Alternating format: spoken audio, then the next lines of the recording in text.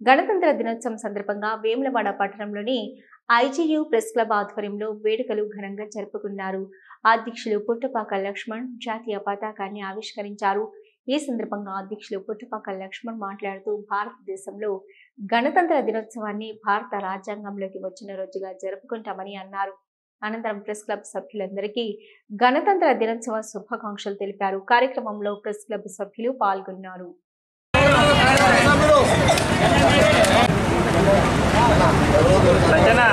దేశభక్తున్న వాళ్ళందరూ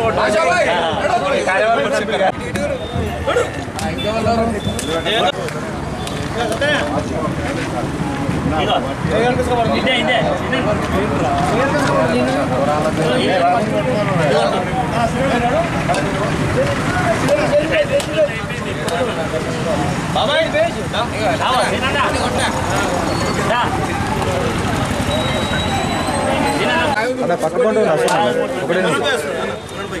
ఓకే అన్న సార్